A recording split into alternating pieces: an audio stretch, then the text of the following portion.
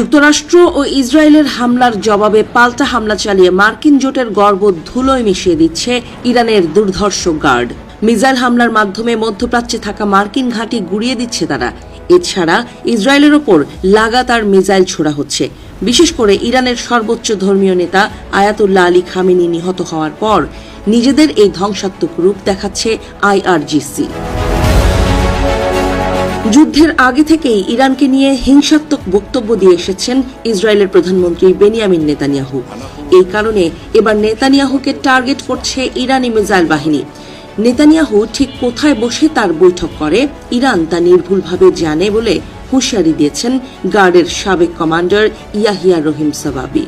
ইরানের কাছে ইসরায়েল সরকারের প্রধান নেতানিয়াহুকে লক্ষ্যবস্তু করার মতো যথেষ্ট গোয়েন্দা তথ্য রয়েছে বলেও স্পষ্ট ইঙ্গিত দেন তিনি।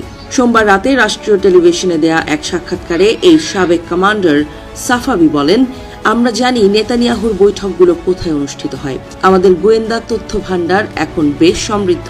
চলমান যুদ্ধে যুক্তরাষ্ট্র ও ইসরায়েল কি কি পদক্ষেপ নিচ্ছে এর ওপর ইরানের গোয়েন্দারা পুরোপুরি নজর রাখছে বলেও সতর্ক করেন তিনি।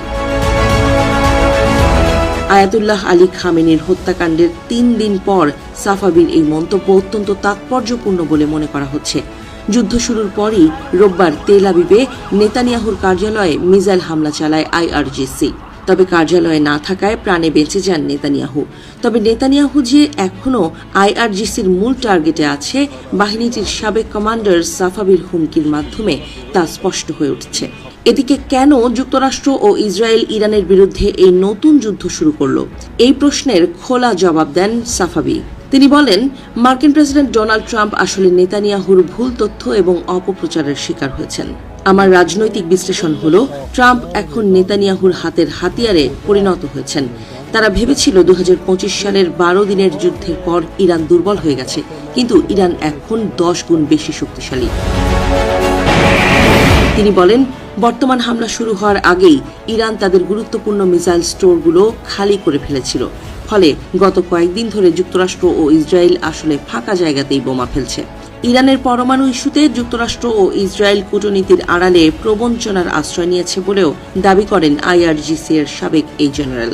এছাড়া খামেনিকে হত্যার মাধ্যমে ইরানকে কোনোভাবেই দমিয়ে রাখা সম্ভব নয় বলেও হুঁশিয়ারি দেন তিনি। সাফাবি জোর দিয়ে বলেন, ইরানের সামরিক ও রাজনৈতিক কাঠামো অত্যন্ত সুশৃঙ্খল।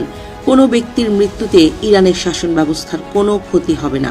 মধ্যপ্রাচ্য বিষয়ক বিশ্লেষকদের মতে সাবেক কমান্ডার সাফাবির নেতানিয়াহুকে সরাসরি টার্গেট করার হুমকি মূলত মনস্তাত্ত্বিক চাপ তৈরির কৌশল। এতে ইসরায়েলের রাজনৈতিক নেতৃত্বের ওপর নিরাপত্তা চাপ বাড়বে। তবে এমন বক্তব্য বাস্তব হামলার ঝুঁকিও উড়িয়ে দেয় না বলেও মনে করছেন তারা।